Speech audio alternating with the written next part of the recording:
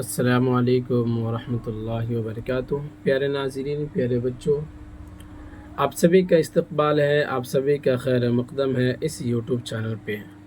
پیارے بچوں، آج ہم آپ کے درمیان لے کر حاضر ہوئے ہیں کلاس 10 کا درخشاں حصہ 2 کا چیپٹر نمبر 16 بیدی سے انٹرویو، یعنی کہ ماقبل والے سبق کے اندر ہم نے پڑھا تھا راجندر سنگھ بیدی صاحب کے زندگی کے متعلق مختصر سے حالات کو ہم نے پڑھا تھا ان کے۔ تو آج آپ کے نصاب کے اندر جو انٹرویو شامل ہے، بیدی صاحب سے جو انٹرویو لیا گیا ہے، تو آج کے سبق کے اندر ہم اسی کو پڑھنے والے ہیں۔ تو چلیے شروع کرتے ہیں، بلا تاخیر دیکھ لیتے ہیں۔ دیکھتے ہیں یہاں پہ بیدی سے انٹرویو۔ اردو کے عظیم افسانہ نگار راجندر سنگھ بیدی کے ساتھ یہ انٹرویو 6 جولائی 1984 عیسوی کو ان کی قیام گاہ پر آل انڈیا ریڈیو ممبئی کے لیے صدا بند کیا گیا تھا۔ یہ بیدی کا آخری انٹرویو ہے جو انہوں نے اپنی زندگی میں ریکارڈ کرایا تھا۔ اس انٹرویو کی اہمیت اس سے بھی بڑھ جاتی ہے کہ اس میں زیادہ تر سوالات عصمت چغتائی نے کیے ہیں۔ اس انٹرویو کا مختصر خاکہ ہی یہاں پیش کیا گیا ہے۔ یعنی کہ دیکھیے، انٹرویو جو لیا گیا ہے تو اس کا مختصر خاکہ یہاں پر پیش کیا گیا ہے، ورنہ یہ انٹرویو جو ہے وہ کافی لمبا اور کافی کشادہ ہے۔ اس کا ایک حصہ کہہ لیجئے، مطلب ایک ٹکڑا کو یہاں پر پیش کیا گیا ہے، ٹھیک ہے نا۔ یہ تو تھوڑا سا یہاں پہ ذکر کیا، اس لیے ہم نے پڑھ دیا۔ یہاں سے اثر شروع ہوتا ہے۔ انٹرویو لینے والوں کا تعارف۔ عصمت چغتائی، ٹھیک ہے، یہ کہتی ہے اردو ادب کی مشہوروں، پہلے ان کے بارے میں بتاتے ہیں کہ عصمت چغتائی جو تھی وہ کون تھی۔ اردو ادب کی مشہور و ممتاز افسانہ نگار اور ناول نگار ہے۔ کون؟ عصمت چغتائی جو ہے وہ اردو ادب کی مشہور و ممتاز افسانہ نگار اور ناول نگار ہے۔ وہ مشہور مزاح نگار عظیم بیگ چغتائی کی بہن ہے۔ ان کی شاہکار کہانیوں اور ناولوں نے اردو ادب کی سرمایہ میں کافی اضافہ کیا ہے۔ سمجھ گئے نا؟ یعنی کہ عصمت چغتائی یہ وہ ہے کہ اردو ادب کی مشہور و ممتاز افسانہ نگار ہے، اور کہتے ہیں کہ مزاح نگار عظیم بیگ چغتائی کی یہ بہن ہے۔ تو ان کی شاہکار کہانیوں اور ناولوں نے اردو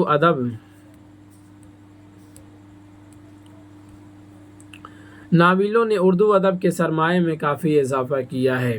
یعنی کہ عصمت چغتائی جو ہے اردو ادب کی مشہور و ممتاز افسانہ نگار تو تھی ہی، اس کے علاوہ انہوں نے جو بھی افسانے لکھے یہ ایسے افسانے تھے جو اردو ادب کی دنیا میں دھمال مچا دیا تھا۔ سمجھ گئے نا؟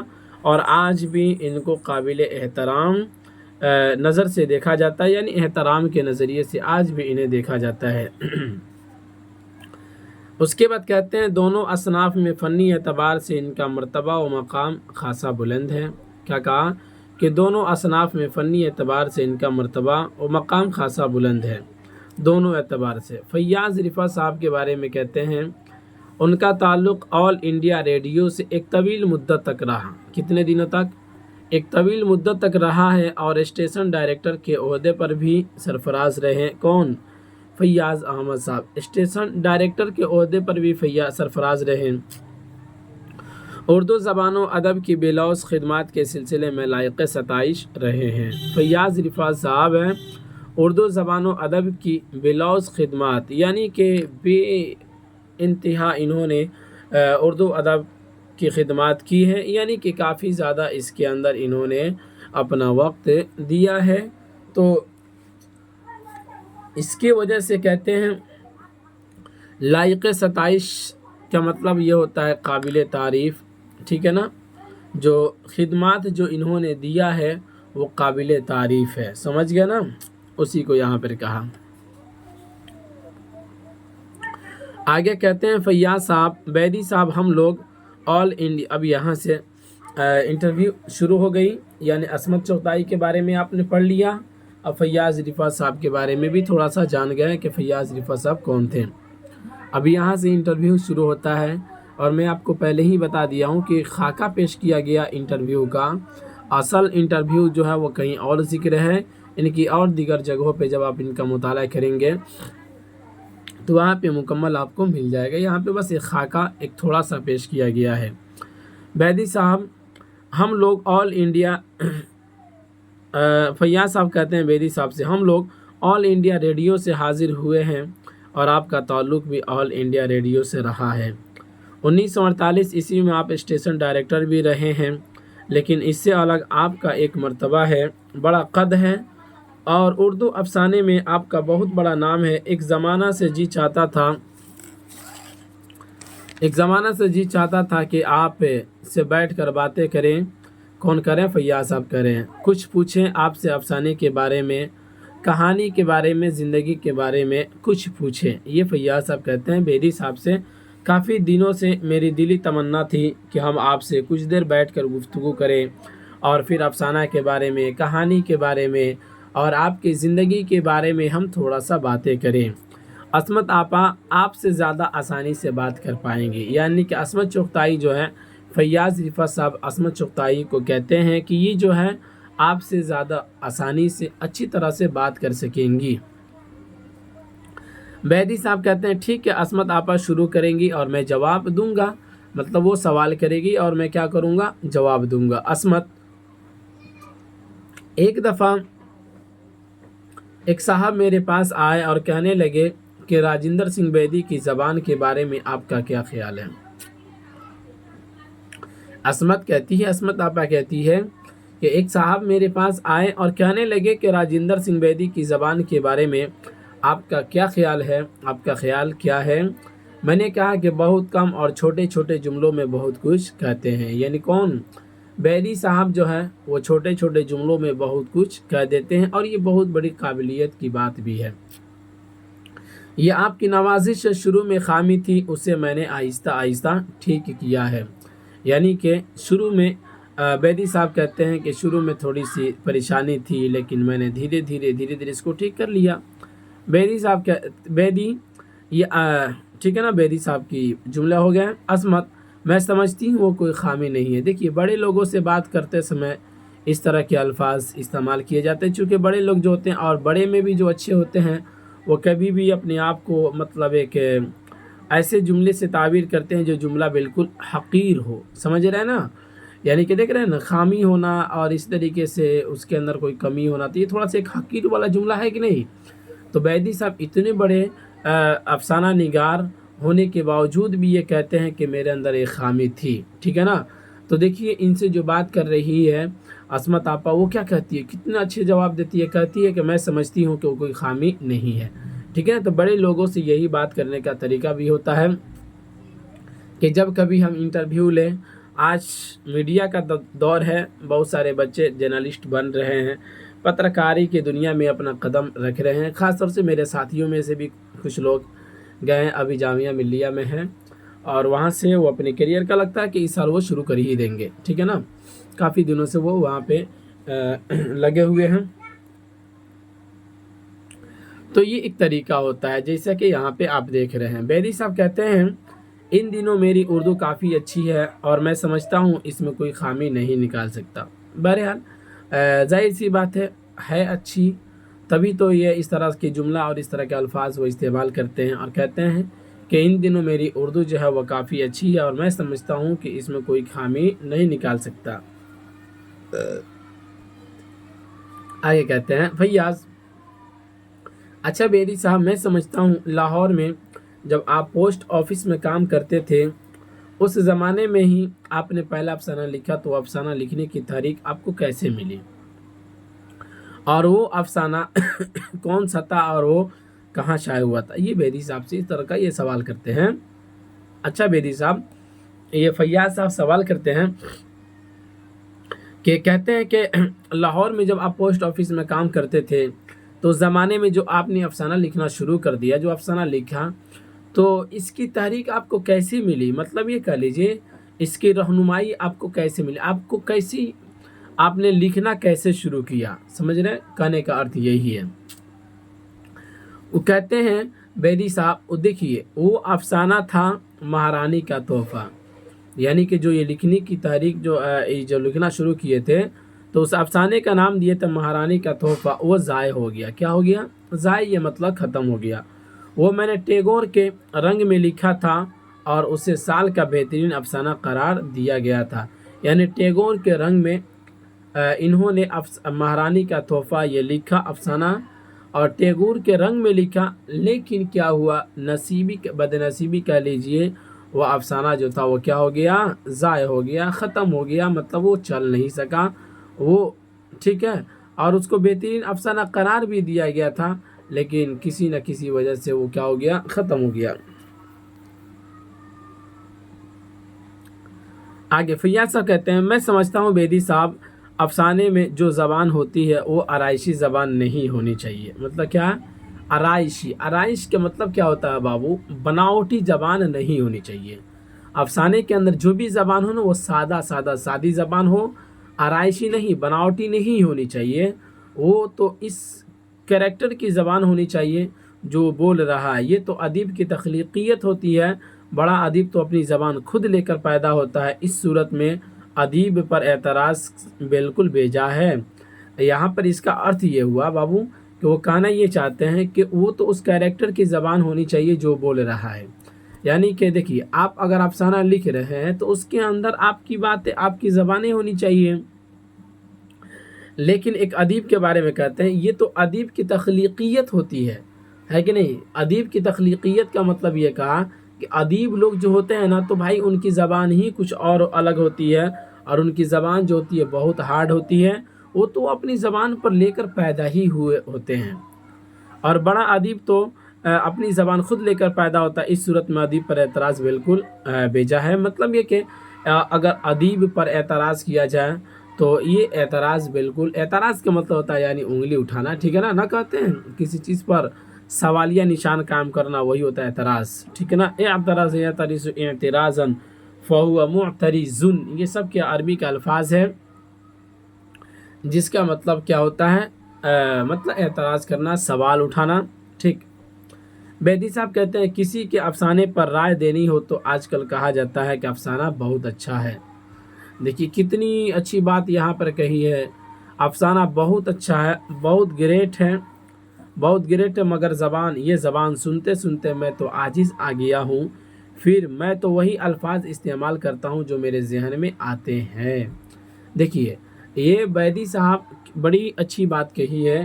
یہ کہتے ہیں کہ ظاہر سی بات ہے، کسی کا افسانے میں اگر کوئی کمی اگر دکھتی ہے، آپ کو لگتا ہے کہ اس افسانے کے اندر کوئی کمی ہے، تو اس کو آپ یوں بتائیے کہ آپ آپ کا افسانہ جو ہے وہ بہت اچھا ہے، بہت عمدہ ہے، لیکن یہ زبان جو ہے، یعنی کہ اس افسانے کے اندر جو باتیں آپ نے تحریر کی ہے، جو آپ نے سجایا ہے، ان باتوں کو، ان جملوں کو سنتے سنتے، پڑھتے پڑھتے میں تھک گیا ہوں، میں عاجز آ گیا ہوں، ٹھیک ہے نا؟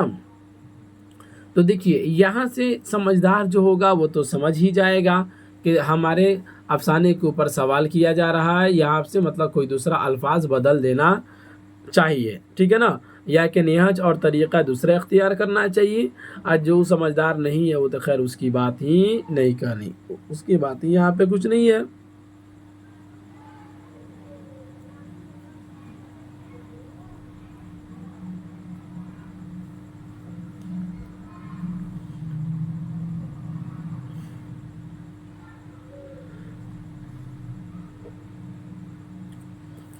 سمجھ گئے؟ چلیے آگے بڑھتے ہیں۔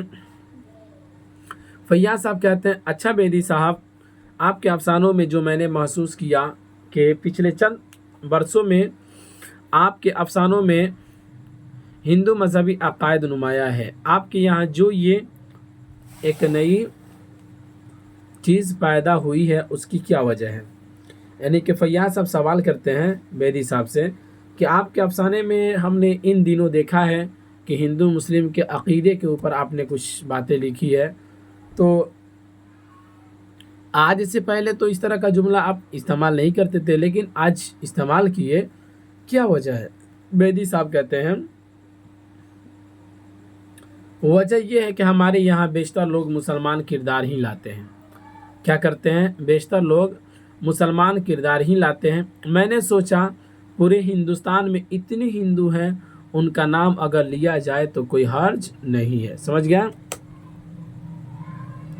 یعنی اگر ان کا نام لے لیا جائے تو کوئی حرج نہیں. اس کے علاوہ میرے افسانوں کے کردار مسلمان بھی ہیں جیسے تعطل. ٹھیک ہے نا؟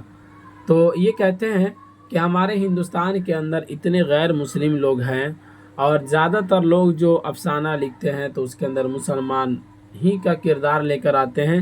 تو کیوں نہ اگر میں ان افسانوں کے اندر اگر غیر مسلموں کا بھی نام لے لوں تو پھر کیا حرج ہے؟ کوئی حرج نہیں ہے. ٹھیک ہے نا؟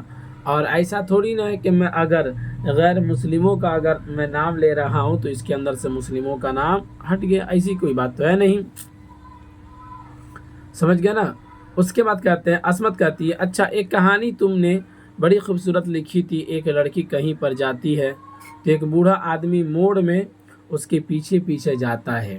وہ بہت خوبصورت کہانی تھی. ہاں وہ بوڑھا دیکھتا رہتا ہے اور وہ لڑکی بہت غصہ میں ہوتی ہے کہ یہ بوڑھا کون میرے پیچھے پڑ گیا ہے. سمجھ گیا؟ یہ بوڑھا کون میرے پیچھے پڑ گیا ہے. یہ بعد میں معلوم ہوتا ہے کہ وہ بوڑھا اس کے لیے پیغام لاتا ہے اپنے بیٹے کا. دیکھو پہلے زمانے میں بابو شادیاں جو ہوا کرتی تھی نا، اور ریئل بھی ہے یہ تو خیر یہاں پہ کہانی کے طور پہ بیان کیا ہے.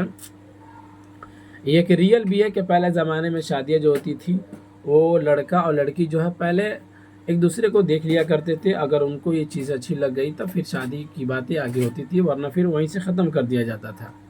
لیکن آج کل تو اس کا برعکس ہو چکا ہے. لڑکا اگر دیکھ لیا لڑکی کو تو بھائی بہت بڑا کا گناہ کر دیا، بہت بڑا جرم کر دیا. سمجھ رہے ہیں نا؟ اس سماج، حالانکہ شریعت میں اس طرح کی کوئی باتیں نہیں ہیں. آپ کہیں بھی مطالعہ کر کے ہمیں دکھا سکتے ہیں. ٹھیک ہے نا؟ اللہ کے شکر ہے کہ میں بھی عالم دین ہوں، میں بھی عالمیت کی پڑھائی کیا ہوں. کہیں بھی اس طرح کا کوئی بھی مسئلہ ہمیں دیکھنے کو نہیں ملا ہے. ٹھیک ہے نا بھائی؟ اگر آپ نہیں دیکھتے تو پھر کیسے اس سے کیجیے گا، ہے کہ نہیں؟ کم سے کم ایک نظر یہاں پہ جائز بھی ہے. اب ایسا نہیں کہ اس کو مس یوز کرے تو پھر یہ غلط ہے. آ رہی بات سمجھ میں؟ چلیے پہلے تحقیق کر لی جاتی ہے تب پھر اس طرح کی باتیں لائی جاتی ہے. پہلے بھی ہوا، نبی کے بھی زمانے میں ایسے ہی ہوا کرتا تھا. ہمارے نبی کے ایک صحابی کو ایک لڑکی بہت پسند آ گئی تو صحابی اللہ کے پاس گئے، اللہ کے نبی کے پاس گئے اور کہیں کہ وہ لڑکی ہمیں پسند ہی ہے نہیں. وہاں پہ سعد بن وقاص تھے، صحابی کا نام تھا، اور مدینہ کے رہنے والی وہ لڑکی تھی، بہت خوبصورت تھی. اور سعد بن وقاص جو تھے وہ بہت کالے کلوٹے تھے، بہت. ٹھیک ہے نا؟ تو آپ صلی اللہ علیہ وسلم سے جا کر کہیں کہ وہ لڑکی مجھے پسند آ گئی. تو آپ صلی اللہ علیہ وسلم نے ان کو ڈائریکٹ کہا تھا کہ جائیے آپ اپنا پیغام لے کر جائیے. ٹھیک ہے نا؟ تو وہاں پہ وہ اپنا پیغام لے کر جاتے ہیں. تو اس سے یہ ثابت ہوتا ہے کہ انسان جو ہے اپنا پیغام ایک ادیبانہ طور سے ادب کے لحاظ رکھتے ہوئے، ٹھیک ہے نا، یہ جا سکتا ہے، کوئی حرج کی بات نہیں ہے. بہرحال تو یہ کہتے ہیں اس کے پیچھے، یہ کہتے ہیں بیدی عصمت آپا پوچھتی ہے بیدی صاحب سے کہ آپ نے ایک کہانی لکھا تھا، اس کے اندر ایک بوڑھے آدمی کی کہانی کو آپ نے بیان کیا تھا جو کسی لڑکی کے پیچھے پیچھے لگ گیا تھا اور وہ لڑکی کافی زیادہ اس کے اوپر غصہ بھی ہو رہی تھی. تو دراصل تھا یہ، بعد میں پتہ چلتا ہے کہ وہ بوڑھا آدمی جو اس لڑکی کے پیچھے گیا تھا وہ اپنے بیٹے کے لیے پیغام لے کر آیا تھا. سمجھ گیا؟ اس کے بعد بیدی صاحب کہتے ہیں کہ بیٹے کا پیغام لاتا ہے لیکن وہ لڑکی سمجھتی نہیں ہے اور اس کی ہر بات کا جواب جلی کٹی ہوئی دیتی ہے. لڑکی سب بہت خطرناک ہوتی ہے. سمجھ گئے؟ بہت بہت زیادہ خطرناک ہوتی ہے اور اچھی بھی ہوتی ہے. ایسا نہیں ہے کہ کہیں نہ، اب ظاہر سی بات ہے یہ کوئی بھی اگر اجنبی آئے اور آپ کے پیچھے لگ جائے تو پھر اس کو یہ تھوڑی نہ کہ اس کو بڑی پیار سے بات کرنا. نہیں، یہ بہت اچھی چیز ہے کہ اس سے پیار سے بات کرنے کی کوئی ضرورت ہی نہیں ہے. ٹھیک ہے نا؟ بالکل بھی نہیں. اس کو میٹھی آواز میں بات کرنے کی بالکل بھی اجازت نہیں ہے. شریعت کے اندر بھی ممنوع ہے، ممانعت اس کی آئی ہے، یعنی کہ منع کیا گیا ہے کہ نہیں کرنا آپ کو. ٹھیک ہے نا؟ جلی ہوئی کٹی ہوئی دیتی ہے. پھر ایک رشتہ آتا ہے اور وہاں شادی ہو جاتی ہے. ٹھیک ہے نا؟ پھر سسرال میں اس سے کوئی کہتا ہے کہ بیٹا تم بہت خوبصورت تھی، تندرست تھی نا، جیتی رہو. پھر وہ منہ اٹھا کر دیکھتی ہے تو وہ وہی بوڑھا ہے. ٹھیک ہے نا؟ یعنی کہ جب یہ سسرال آ جاتی ہے تو منہ اٹھا کر دیکھتی ہے تو وہی بوڑھا ہے. بیدی صاحب کہتے ہیں، فیاض صاحب کہتے ہیں بیدی صاحب سے آپ فلموں کے ساتھ وابستہ رہے ہیں، کیا کیا؟ فلموں کے ساتھ وابستہ رہے ہیں اور اس میں آپ کا اپنا تجربہ بھی کافی ہے. दस्तक, गरम कोट, देवदास, मिर्ज़ा गालिब और मधुमती वगैरह बड़ी खूबसूरत फिल्में बनाई हैं। यानी कि बैदी साहब जो है ना वो फ़िल्मों की दुनिया में भी काम किए हैं और इस तरह की बहुत सारी फ़िल्में वगैरह इन्होंने बनाई भी है। बैदी साहब कहते हैं बजा है, बजा के मतलब यानी कि बेकार है, समझ रहे हैं। फ़िल्मी दुनिया अदबी दुनिया नहीं होती, यानी फ़िल्मी जो दुनिया होती है वो अदबी दुनिया नहीं होती है, तिजारती दुनिया होती है, यानी वहाँ से पैसे कमाए जाते हैं। मुझे इस दुनिया का काफ़ी तल्ख़ तजर्बा है और अब मज़ीद इस तिजारती दुनिया का तजर्बा नहीं चाहता। यानी कि ये कहते हैं कि फ़िल्म के अंदर काम करना या फ़िल्मी दुनिया के अंदर लगे रहना वो अदबी दुनिया नहीं होता है, बल्कि वो एक तिजारती दुनिया है, वो एक तो तिजारत का ज़रिया है। और ये कहते हैं कि मुझे ये चीज़ें अब पसंद नहीं है, मैं इससे बिल्कुल उगता चुका हूँ, ये तिजारती दुनिया बिल्कुल भी मुझे पसंद नहीं है, मैं इसको नहीं चाहता। ठीक है, आगे देखिए, असमत कहती है हम लोग बम्बई में रहते हैं ना, बम्बई में लोग फ़िल्मों में ज़्यादा दिलचस्पी लेते हैं। बैदी साहब कहते हैं आपका कहना दुरुस्त है, बम्बई का बाज़ार ही फ़िल्मी है, लोगों की अक्सरियत का मिजाज भी फ़िल्मी है। मेरी कहानियों पर फ़िल्में बनी हैं लेकिन मैं फ़िल्म बिनी का शौकीन नहीं। बैदी साहब कहते हैं कि मेरी कहानियों पर कई फ़िल्में बनी हैं लेकिन फ़िल्म देखने का मुझे शौक़ नहीं है। अब तो ना महबूब जैसे डायरेक्टर है और ना याकूब जैसा कैरेक्टर। यानी कि कहते हैं महबूब जैसा डायरेक्टर, ये डायरेक्टर थे महबूब साहब और बहुत अच्छे डायरेक्टर थे, और याकूब जैसा कैरेक्टर भी अब किसी का नहीं रहा। आजकल की फ़िल्में और आजकल की गाना जो है वो इस तरह से निकाल रहा है ये सब कि इंसान जो है ना फैमिली में बैठ कर एक इज़्ज़तदार होगा ना तो शर्म से अपना सर उठा नहीं पाएगा, समझ रहे ना। इस तरह की फ़िल्में और इस तरह की गाने आज अपने समाज में निकलने शुरू हो गए, ख़ास तौर से भोजपुरी वालों ने तो और घिना के रख दिया है। ठीक है ना। तो बहरहाल ये अभी दुनिया है, दुनिया में क्या क्या होगा किसी को पता नहीं। अभी आगे देखिए क्या क्या होता है। पहले कहानी पर फिल्म बनती थी, अब तो कैरेक्टर और अदाकारों के मुताबिक कहानी लिखने वाले बम्बई के बाज़ारों में मिलने लगे हैं, समझ रहे हैं ना। पहले कहानी पर फिल्में बनती थी, यानी कि जो फिल्म हुआ करती थी उसमें कोई ना कोई कहानी होता था, लेकिन अब तो कैरेक्टर और अदाकारों के मुताबिक कैरेक्टर जो है और अदाकार लोग जो है उसी के मुताबिक कहानी लिखने वाले बहुत सारे लोग हो गए हैं, और बम्बई के बाज़ारों में बहुत सारे हो गए हैं। ठीक है ना। जिसको पा रहा है उसको भी फिल्म में लेके चला आ रहा है, अजीब सी बात है भाई। जिसको बोलने का ढंग नहीं है, जिसको चलने का तरीका नहीं है, उसको भी अब लेकर आ रहा है। सबसे बड़ी बात तो ये है कि भोजपुरी गाना के अंदर है भाई, ये सांप गिना के रख दिया ये लोग, समझ गए। शैतान भी सुनकर शर्मा जाता होगा कि ये दुनिया के अंदर इंसान आकर क्या से क्या कर रहा है। ठीक, अल्लाह से दुआ करे कि अल्लाह हम सभी को बचाए। ठीक है ना। ये चीज़ें मुझे अच्छी नहीं लगती है, अल्लाह का शुक्र है। ठीक है ना। और अल्लाह से हमेशा दुआ करते भी रहनी चाहिए कि अल्लाह ताला ये बुरी आदतें वाली जो भी चीज़ें होती है इसको दिल से उसकी चाहत को मिटा ही दे। देखिए, जब तक किसी चीज़ के मुतालिक जब तक आपके दिल में चाहत नहीं होगी ना, तब तक आप उसके अंदर प्रॉपर तौर से आप नहीं लग सकते हैं, समझ गए ना। देखते हैं ना कि एक वो लोग जो होते हैं जो मीट मछली नहीं खाते हैं, अगर उनको खा लिया जाए तो उनका ज़हन एक्सेप्ट कर भी नहीं करेगा, उनका ज़हन एक्सेप्ट ही नहीं करेगा, वो उल्टी कर देंगे। वो जितना खाएंगे नहीं उससे कहीं ज़्यादा वो उल्टी कर देंगे, समझ रहे ना। ऐसे ही जब गाना फिल्म के मुतालिक आपकी चाहत नहीं होगी ना, तो आप में से भी बहुत सारे बच्चे ऐसे होंगे जो जिसकी इस सब सारी चीज़ों की चाहत नहीं होगी। ठीक है ना। तो आपके दरमियान अगर आएगा तो आपको अजीब सा लगेगा। बहरहाल गलत चीज़ें हैं, अगर उसकी चाहत ख़त्म हो जाती है तो शुक्र खुदा बजा लाना चाहिए। चलिए, फैयाज़ साहब कहते हैं बेदी साहब आपके ड्रामों का भी एक मजमुआ मौजूद है, 7 खेल। क्या है ड्रामों का मजमुआ? 7 खेल। इधर हमारे यहाँ उर्दू में ड्रामा ही नहीं है, आखिर क्या वजह कि हमारे यहाँ ड्रामा सिर्फ की हैसियत भी ज़्यादा मजबूत और इस्तिवार नहीं है। यानी फैयाज़ साहब कहते हैं कि हमारे यहाँ ड्रामा नहीं है और ड्रामे की जो सिनफ है उसकी कोई वक़्त कोई अवकात वगैरह नहीं है। यानी कि मजबूत और इस्तिवार नहीं होने का मतलब यही है कि बाज़ाब्ता इसका कोई भी सिनफ नहीं है और एक मजबूत इसका कोई भी इसका सिनफ वगैरह नहीं है, इसकी कोई भी किस्में वगैरह नहीं है, समझ गए। जिस तरह से मुस्तकिल अफसाना गज़ल नावल की बाज़ाब्ता अपनी एक किस्म है ना, अपना एक फ़न है, सिन्फ है, इस तरह से ये इस तरह के कोई भी एक सिन्फ नहीं है। बैदी साहब उसके जवाब में कहते हैं ड्रामे की जिस किस्म की तिवालत होनी चाहिए इतनी नहीं है।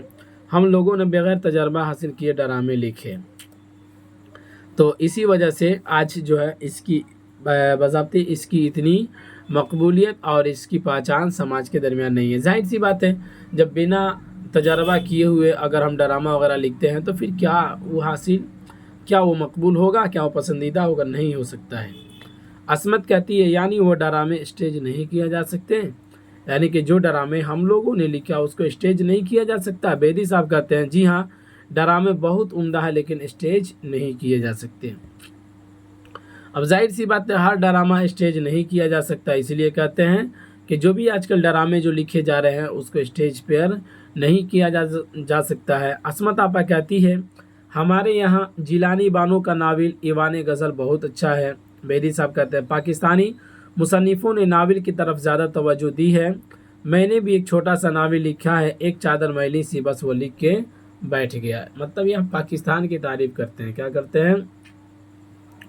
पाकिस्तानी मुसन्निफ़ों ने, यानी पाकिस्तान के जो भी नावल निगार हैं, तो उन्होंने नावल की तरफ ज़्यादा ध्यान दिया है और ज़्यादा तवज्जो दी है। ठीक है ना। और बैदी साहब अपने बारे में कहते हैं कि हमने एक छोटा सा नावल लिखा था और उसी को बस हम लिखकर और उसी पर इक्तिफा कर लिए, फिर हम आगे नहीं बढ़े। फैयाज साहब कहते हैं बैदी साहब हमें आपकी अलालत का एहसास है, लेकिन अगर आप लाहौर की कुछ यादें दोहरा दें तो हमारे सामने आपकी पूरी ज़िंदगी आ जाएगी। फैयाज साहब कहते हैं कि हमें आपकी अलालत का मतलब होता है आपकी बीमारी का एहसास है। ठीक है ना। और आपकी लाहौर की जो भी कुछ यादें हैं, जो आप लाहौर के अंदर रहते थे, तो जो भी ज़िंदगी में आपके सब रोज़ जो क्या कहते हैं परेशानियाँ या कि सुख या दुख या जो भी मामलात पेश आए, अगर आप उसको हमारे दरमियान दोहरा देते हैं तो क्या होगा, आपके ऊपर हमें लिखना और आपकी पूरी ज़िंदगी हमारे सामने आसानी से आ जाएगी। उसके बाद बेदी साहब कहते हैं भाई सबसे पहले तो उपेंद्र नाथ अश्क मेरे दोस्त थे। कौन थे? उपेंद्र नाथ अश्क मेरे दोस्त थे। उनकी बीवी का इंतकाल हो गया तो वो ज़्यादातर मेरे घर में पड़े रहते थे। कृष्ण की बाबत मैंने उनकी कहानियाँ पढ़ी तो बहुत मुतासिर हुआ। यानी कि इनकी उपेंद्र नाथ की एक कहानी थी कृष्ण की बाबत। ठीक है ना। ये कहानी का हेडिंग दिया गया था और इसके अंदर जो कहानी जो इन्होंने लिखा था उपेंद्र नाथ अश्क जो, तो जब बैदी साहब पढ़े तो काफ़ी ज़्यादा ये क्या कहते हैं मुतासिर हुए। मुतासिर होने का अर्थ ये होता है कि काफ़ी ज़्यादा उससे ये इनको काफ़ी वो अच्छा लगा और काफ़ी ज़्यादा इनको मुतासिर किया और काफ़ी वो एक बदल कहते हैं ना, वो अपने तरफ कह लीजिए यानी असर पजीर हो गए। समझ गए ना। असर पजीर होने का मतलब यानी उसकी तरफ वो चीज़ें उनको बहुत अच्छी लगी। आसान लफ्ज़ों में आप ये भी कह सकते हैं।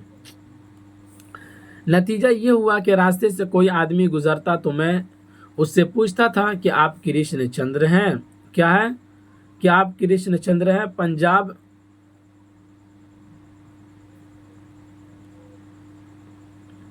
कृष्ण चंद्र हैं। पब्लिक लाइब्रेरी गया तो पता चला कि वहाँ एक कैरियर रिसाला शाया होता है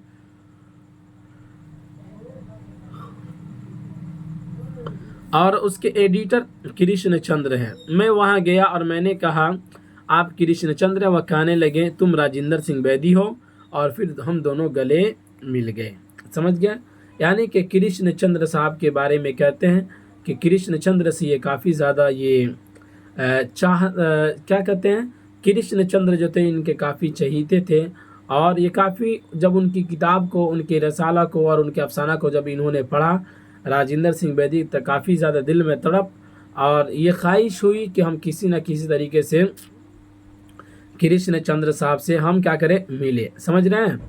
तो वही कहते हैं कि जब हम वहाँ पे गए तो उन्होंने कहा कि आप राजिंदर सिंह बैदी हैं। उन्होंने फिर ये दोनों आपस में गले मिले। फैयाज साहब कहते हैं अच्छा बैदी साहब, आपकी सआदत हासिल हुई। आज की गुफ्तगू यहीं पर ख़त्म। आपका बहुत बहुत शुक्रिया। ठीक है ना। तो यहाँ पर आप देखिए इस इंटरव्यू के अंदर राजिंदर सिंह बैदी से عصمت آپا اور فیاض رفعت صاحب جو ہیں وہ انٹرویو جو لیتے ہیں تو اس کا ایک خاکہ یہاں پر پیش کیا گیا ہے.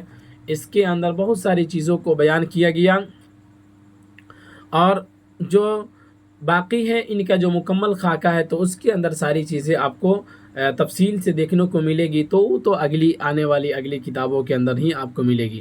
بس یہاں پہ آپ کو یہی یاد رکھنا ہے کہ اس کتاب کے اندر جو ہے وہ انٹرویو لینے والے کون ہیں، اور پھر کن سے انٹرویو لیا جا رہا ہے، اور پھر کچھ اس کے اندر کے اہم سوالات اس کو یاد رکھنے کی آپ کی ضرورت ہے. ٹھیک ہے نا؟ تو چلیے اب پھر اجازت دیجیے، ملیں گے اگلے والے سبق میں. اسی پر اختتام کرتے ہیں. خدا حافظ.